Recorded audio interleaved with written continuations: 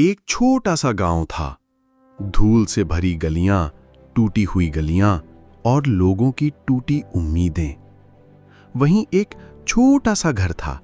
ना ढंग की छत थी, ना ढंग की नींव, लेकिन उस घर के अंदर एक सपना पल रहा था। इस घर में 3 लोग रहते थे। रामदीन, जो गांव में ठेला खींचते थे, उनकी पत्नी माया, जो दूसरों के घरों में काम करती थी, और उनका बेटा सूरज। नाम तो सूरज था, लेकिन उसकी जिंदगी में उजाला कम ही था। सूरज बचपन से ही सवालों से भरा था। क्यों पापा हर दिन सूरज निकलते ही ठेला लेकर निकलते हैं? क्यों मां दिन भर लोगों के घर बर्तन मांजती है? और क्यों हमारा घर हर बारिश में भीग जाता है? लेकिन सबसे बड़ा सवाल, क्या मैं अपनी किस्मत बदल सकता हूं? रामदीन सुबह 4 बजे उठते थे। साइकिल पर सब्जी का ठेला लेकर मंडी जाते। थैले में टमाटर, भिंडी, बैंगन और चेहरे पर थकान। गांव के लोग बोलते, अरे ठेले वाले, भाव ज्यादा क्यों बता रहा है? तेरे जैसे लोग तो दिन भर घूमते ही हैं।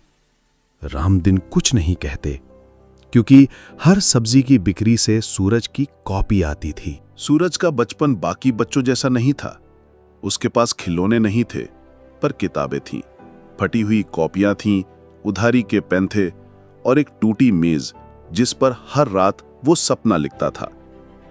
एक दिन सूरज खेलते खेलते गांव के दूसरे छोर पर चला गया। वहां उसने देखा कई औरतें पानी की लाइन में खड़ी थीं, पसीने से लथपथ, थकी हुई, और उन्हीं में एक चेहरा जाना पहचाना लगा। वो उसकी मां थी, माया। सूरज कुछ देर तक देखता रहा। माया हाथ में बाल्टी लिए चुपचाप खड़ी थी। कोई कुछ नहीं बोला, लेकिन सूरज अंदर से हिल गया। उसी शाम गांव में एक आईपीएस अफसर आया। पता चला कि पानी की शिकायत पर वो खुद आए हैं। उन्होंने तुरंत टैंकर भिजवाया और अगले दिन गांव की हर गली में पानी पहुंचा। सूरज वहीं खड़ा था। उसने पहली बार देखा, वर्दी सिर्फ ताकत की नहीं, मदद की भी पहचान होती है। वहीं खड़े खड़े उसने फैसला किया, मुझे आईपीएस बनना है, ताकि मेरे जैसे और बच्चों की मां कभी बाल्टी लेकर ना खड़ी हो। 10वीं कक्षा में सूरज ने 78% नंबर लाए। बिना ट्यूशन, बिना नोट्स, सिर्फ मेहनत।